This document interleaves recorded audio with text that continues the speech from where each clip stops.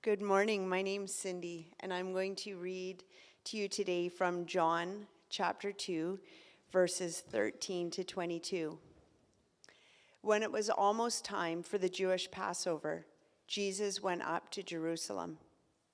In the temple court, he found people selling cattle, sheep, and doves, and others sitting at tables exchanging money. So he made a whip out of cords and drove all from the temple courts, both sheep and cattle. He scattered the coins in the money changers and overturned their tables.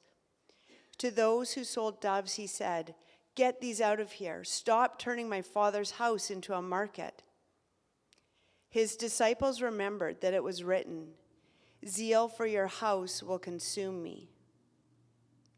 The Jews then responded to him, "What sign can you show us to prove your authority to do all of this?" Jesus answered them, "Destroy this temple, and I will raise it again in 3 days."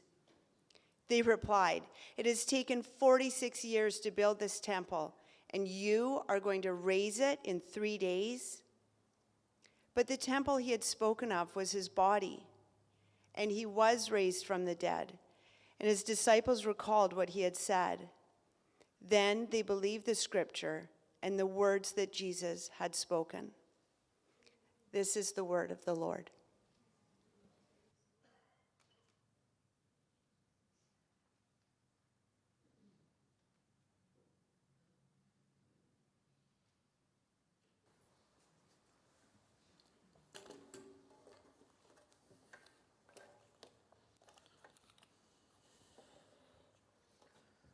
I'd like to acknowledge our friends that are online with us. Welcome here today, and all of you for being here today. It's great to be gathered with you and just journey together and hopefully encounter something. Today I have something I really want to share with you that I hope does impact you. Every time I come up here, I have this desire to see people's lives changed. It's a tall order, isn't it? Glad it's not up to me. You know, there's a saying, it goes like this: the first casualty of war is the truth. How many have heard that saying? It's an old saying. They don't really know who said it first. The first casualty of war is the truth. I think that's pretty true. I mean, we can see it all the time, can't we? I mean, misinformation campaigns, the news, statistics, where you're going to go, what you're going to do. The first casualty of war is the truth. No one knows what the truth is. And this goes way back. There was a writer called Sun Tzu who wrote a book called The Art of War. How many have heard of that? The Art of War by Sun Tzu. He says this: all warfare is based on deception. Hence, when we are able to attack, we must seem unable. When we are using our forces, we must appear inactive. When we are near, we must make an enemy believe we are far away. When far away, we must make him believe we are near. That's the deception of war. The first casualty of war is the truth. There's a scripture in the book of Galatians, chapter 5, verse 17. I'm sure you'll recognize it, but I would love to read this to you. Galatians 5:17 says this: "For the flesh desires what is contrary to the spirit, and the spirit what is contrary to the flesh. They are in conflict with each other, so that you are not to do whatever you want." You might recognize that as an old song. The flesh is at war with the spirit, and the spirit is at war with the flesh. We haven't sang that for a long time, but if you're old enough, you might recognize that song. The flesh is at war with the spirit. We're going to talk a bit about a really popular subject today, sin. Everyone likes talking about sin. But I want to think about sin this way, in the aspect of sin being an unwillingness to face the truth. That is a big component of sin. And the unwillingness to face the truth is a huge obstacle to growth in all of our lives. If you can't face the truth, you will not grow. That is the battle. We must face the truth and apply it in our lives. And we deceive ourselves all the time in many different ways. A little while ago, I went to ICBC on my bike to do what? Renew my license. And you know why I went on my bike, right? It was November. I had forgotten. And I get to the counter, and the lady was very kind, and she saw my helmet and all that, but she starts asking me these questions. Your birth date? Got it. Eye color? Brown. Weight? I had to think a bit about that one, because I wanted to give a lower, but I did it. And then she said hair color, and I said brown. She kind of graciously looked at me and said, okay. And I have brown as my hair color on my driver's license for now. We deceive ourselves. I believe my hair is brown, and I don't believe any of you if you say differently. My hair is brown. We deceive ourselves. We see only what we want to see. And I'll tell you a bit about this, why it's a bit more serious than just hair color. When we deceive ourselves, when we don't face the truth, we hurt our relationship with God, with ourselves, and with others. It hurts those relationships. And it also sabotages our growth, our spiritual growth, you might call it. It sabotages our ability to grow when we don't face the truth in our lives. The first casualty of war is the truth. We could say the first casualty of sin is the truth.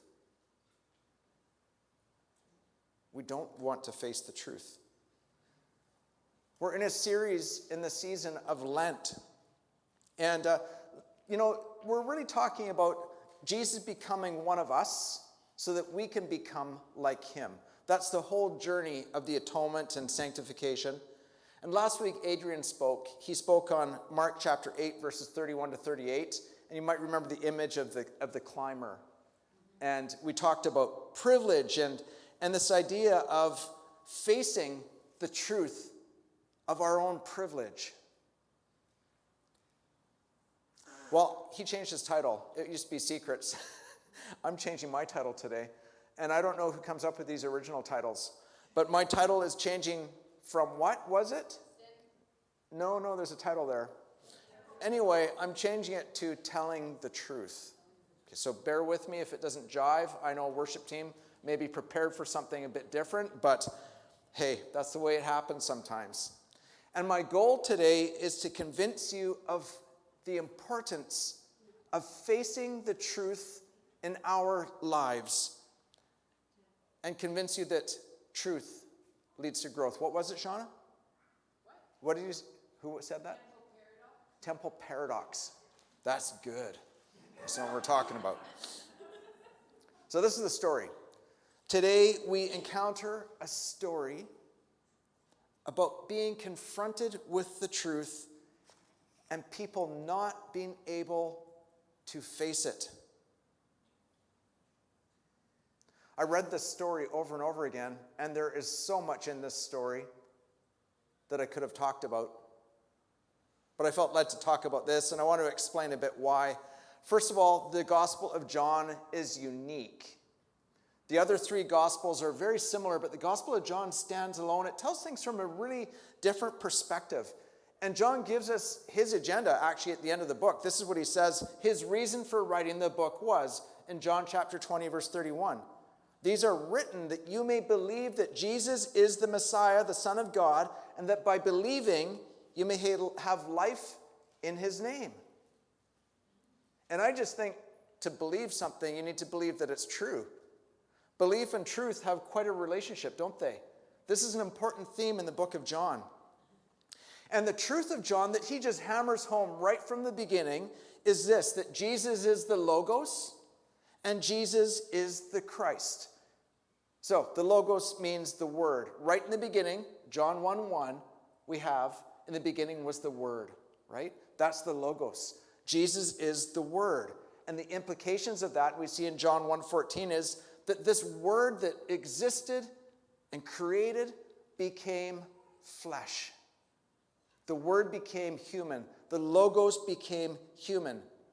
And I'll tell you why that's important. It means he became one of us, and he's not just up there watching. He walks with us. That's the Logos. And he is the Christ. Now, let me clarify something. Christ is not Jesus' last name. I know a lot of us think he is Jesus Christ. Christ is not his last name. Christ is a title. It means Messiah. Jesus is the Messiah. And John didn't write this book so that we might believe in Jesus Christ. This is important. He wrote that we might believe that Jesus is the Christ. There's a big difference. Those two things, the Logos and the Christ, are very important for the book of John.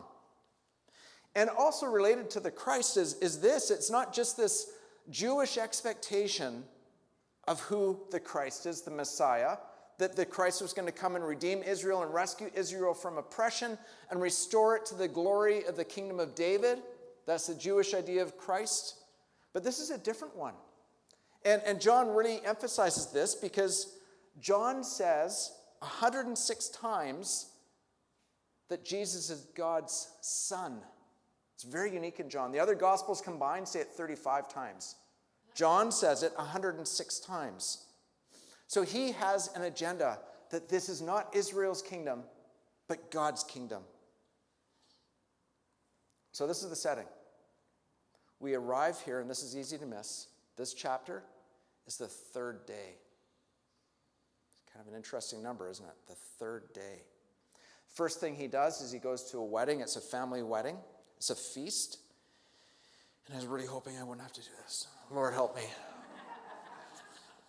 And, Kevin's the guy that blows his nose. You know that preacher that's always got a runny nose?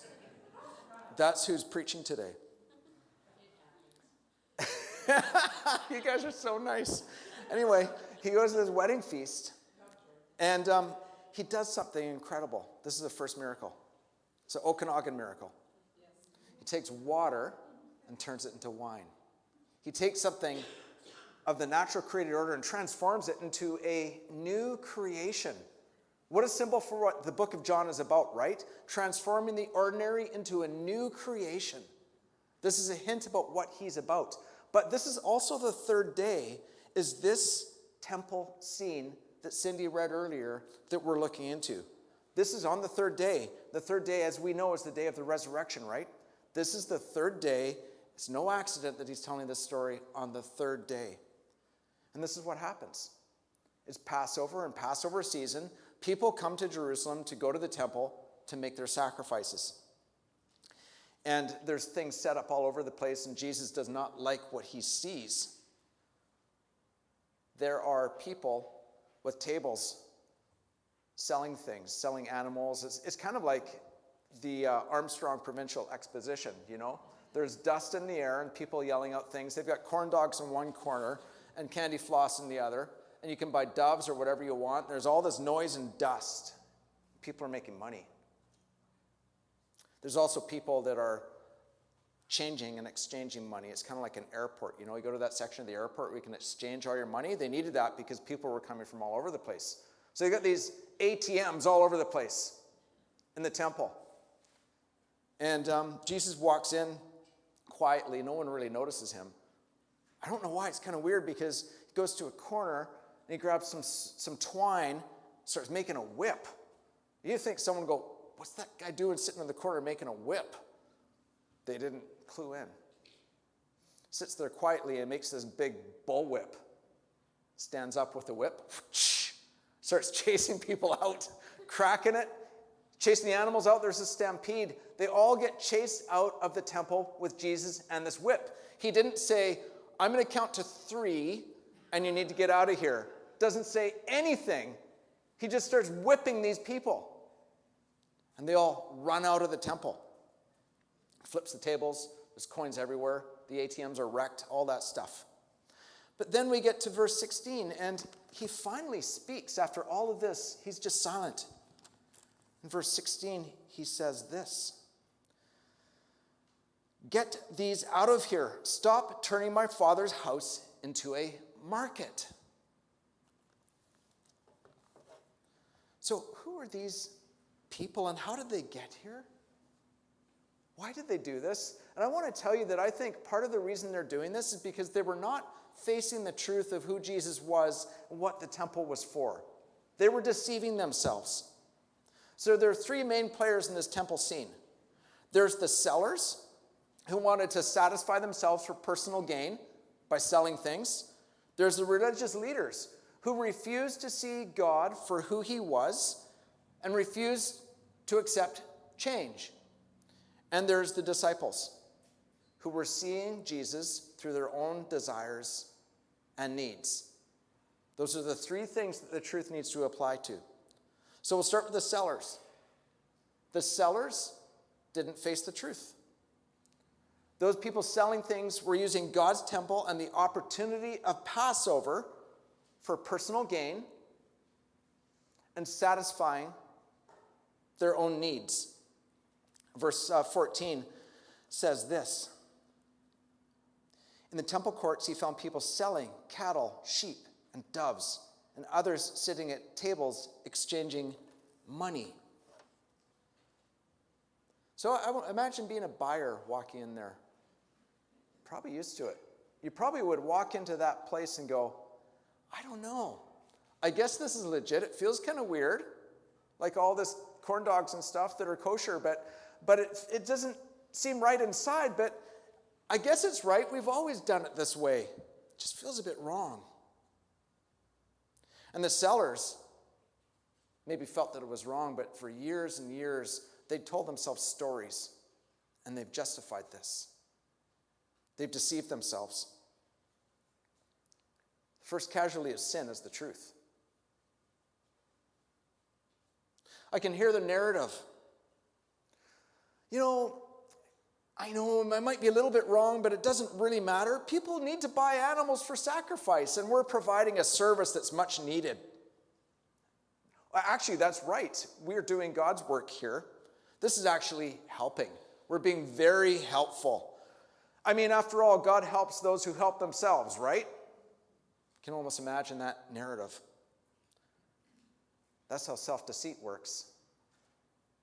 We tell ourselves stories, we do self-talk, and we all do it. We all tell ourselves these stories to justify where we're at or what we're doing.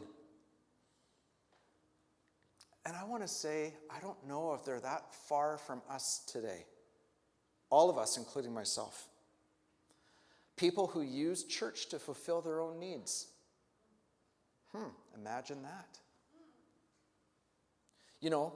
Church can be used to get attention. You can be a person who's up on the stage speaking a lot. I mean, you can be someone who does things for attention. It can be a great source of affirmation. Church can be a place where people look for power, put themselves in positions of power because they have a need. Church can be a thing or a place that people go to so others think that they're a good person. And I want to ask you just for a second to reflect. How are we like the sellers using God's church and his people for personal gain? Let me ask you this, because I think it applies to all of us. Once more, how are we like the sellers using God's church and his people for personal gain?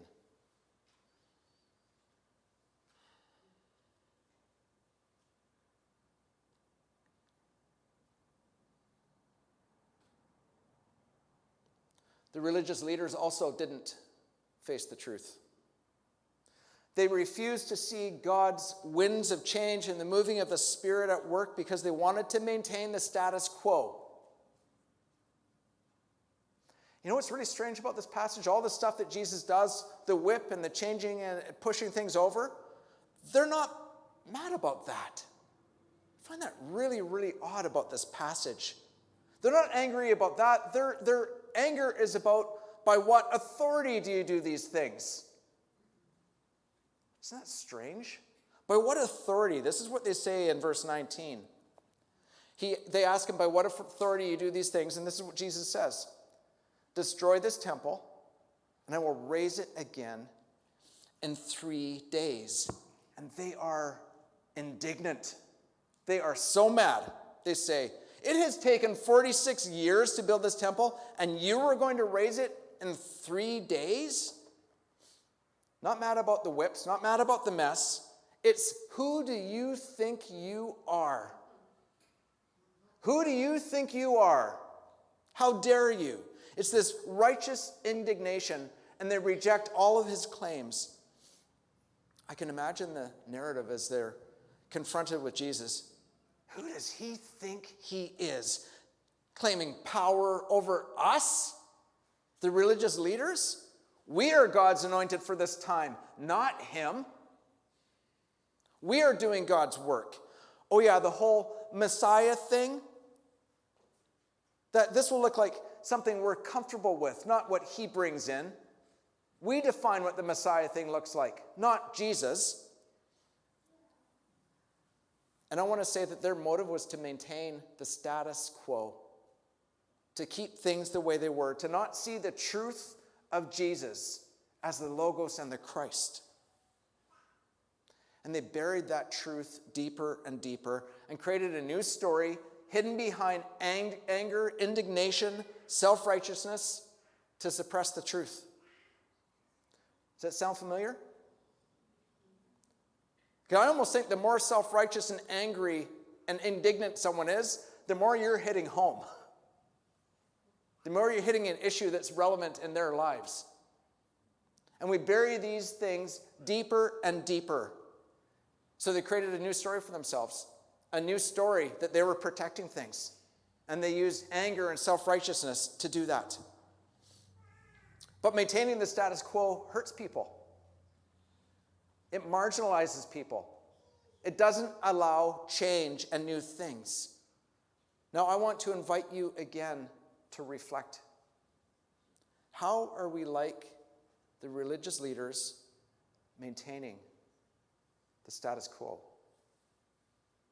How are we all like the leaders driven to maintain the status quo? Please reflect for a moment.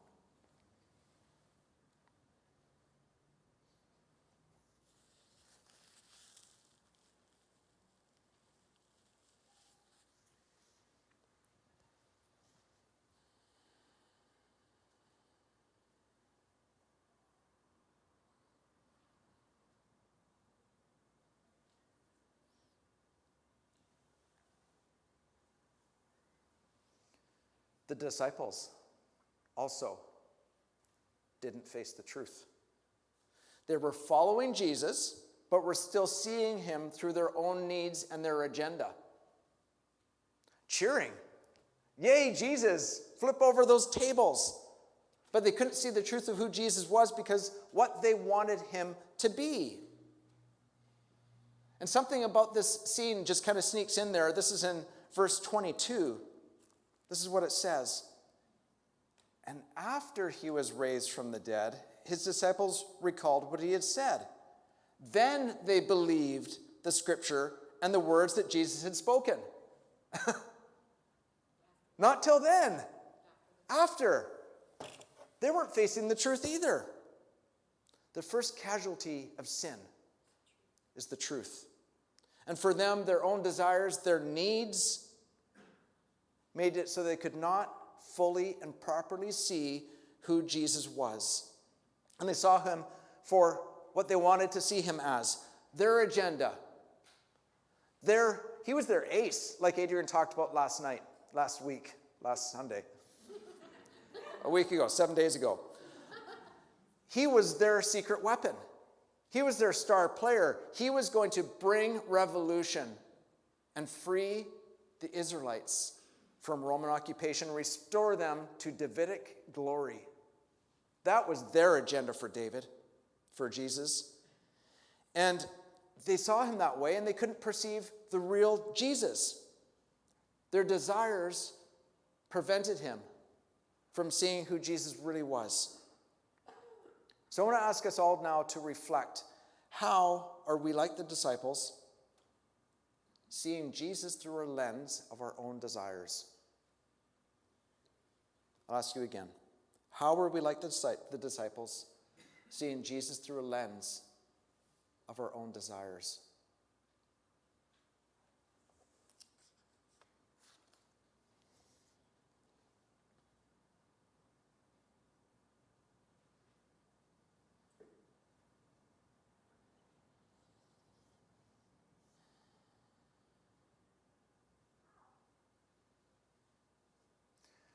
I want to move now to talk about facing the truth. The power of lies and deceit is strong in our lives. All of our lives is powerful. We are often unwilling or unable to face the truth in our own lives. Because the greatest obstacle to growing into all that we are called to be is our unwillingness to face the truth in our own lives. It blocks us from seeing, it deceives us, and we deceive ourselves. So I wonder if all of us, if we don't face the truth, because I think it's vitally important for us to face the truth, if we will ever grow. I don't face it. I deceive myself. Some of you might know of this thing called the Enneagram. Who's heard of the Enneagram? It's this thing that's really popular right now. It's like this personality thing that tells you who you are and how you're wired and what your weaknesses are, your path to spiritual growth. And I had looked at the Enneagram years ago, and there's different numbers from 1 to 9. And I thought, I think 7's my favorite. Because a 7 just sounded like me. They're so much fun. They just want to go to parties and they're outgoing. They don't really make any enemies. They're friends with everyone. And that sounds like me. I'm a 7. For years, I thought I was a 7. But I had some friends who knew the Enneagram really well, and I'm still mad at them. And we were talking about the Enneagram for a while, and I was telling them why I thought I was a 7, and I still remember she said, "Oh, Kevin, you're an 8. And I said, "Well, what's an 8? And she described it, and I thought, that is the absolute worst one to be. I don't want to be an 8, I want to be a 7. I'm not an 8. How can I be an 8? I am an 8. It sounds like a confession, and it maybe is, but the 8 is known as the challenger, and I think they're challenging. They're not as fun as the 7s. I wanted to be a 7, and I deceived myself. My question for us is, are we facing the truth? The first casualty of sin is the truth. Now, I need to give you a quick definition of sin, and sin is this huge topic, so we're not going to go into it in depth, but we are broken, and Jesus has come to restore us to wholeness. Sin is brokenness. And Jesus has come to restore us to wholeness. I think it's helpful for us to think of it as brokenness today. Brokenness manifests in actions. Brokenness hurts our relationship with God, with ourselves, and with others. And some of us, and this is a narrative that I've heard, and I don't know if this is none of you, I hope it's none of you, say something like this: I don't need to do any work because I'm saved. I became a Christian 20 years ago, and God does all that work in my life for me. He's forgiven me. Wrong. Well, not the forgiven part, sorry. Wrong about not doing any work. The confusion is this: God's work for us is confused with He wants to do work in us. God has done that work. There is nothing we can do to make God love us more. We know that. God's forgiven us. We can't earn that. But He partners with us and sends His Spirit for us to become more like Him. And if we fall under that deceit that we don't need to change because we become a Christian, we're not telling ourselves the truth. Quick theological statement, okay? Because I know you guys love this. I love theological statements. I want to talk about atonement. It is through the atoning work of Jesus Christ in His incarnation, in His death and resurrection, that we are able to become more like Him. All those things partner with us and enable us to become more like Him. But I want to tell you, it is hard work.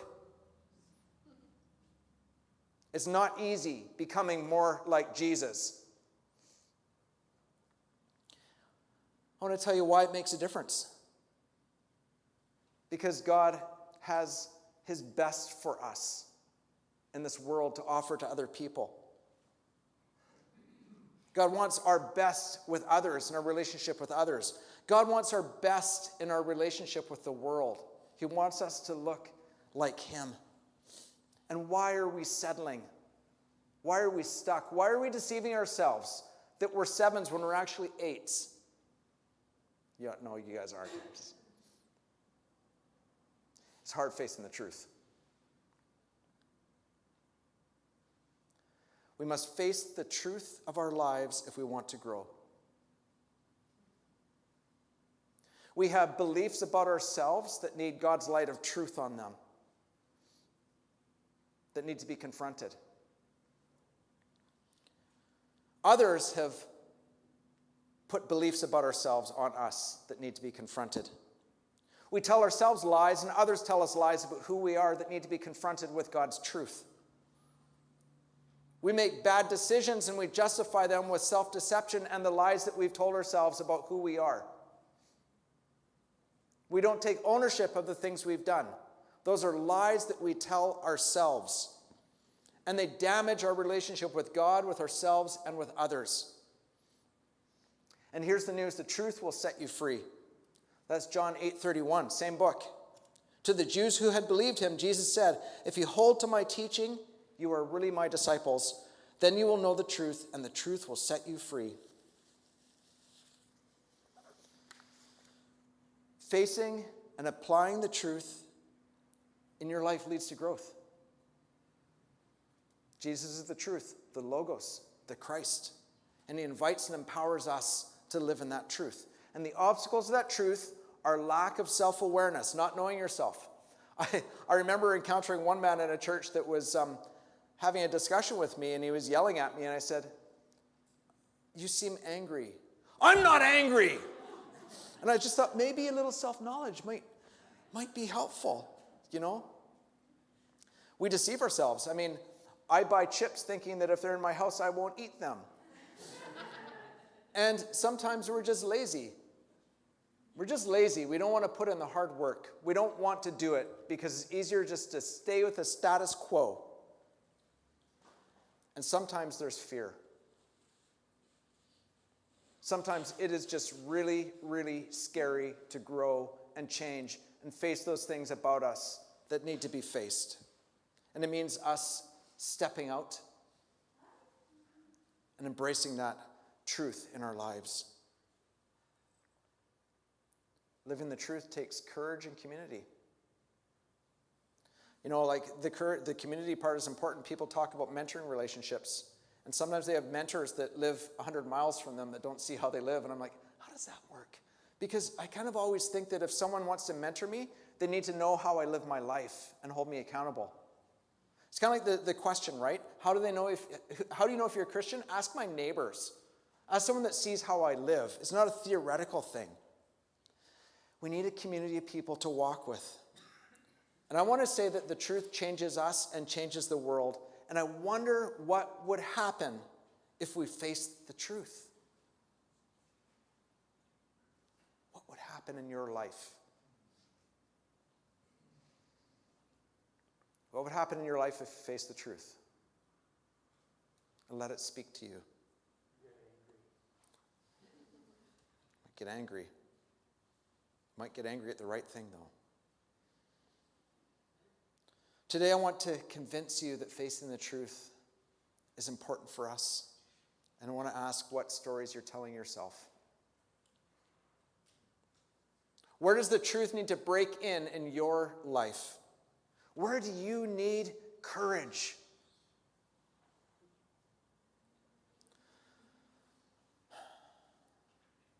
You're invited to go on this journey with Jesus and with community, and we need each other on this journey to hold each other accountable, to encourage each other, to tell ourselves true stories about each other, to be a mirror that brings out the best in each other. And I invite all of you to go on that journey because I know that it matters in how we love ourselves, God, and others. And the truth will set you free. I'd like to invite the worship team up now. And as we worship, I'd like to ask us to just ponder that. Where do I need to see the truth set me free in life?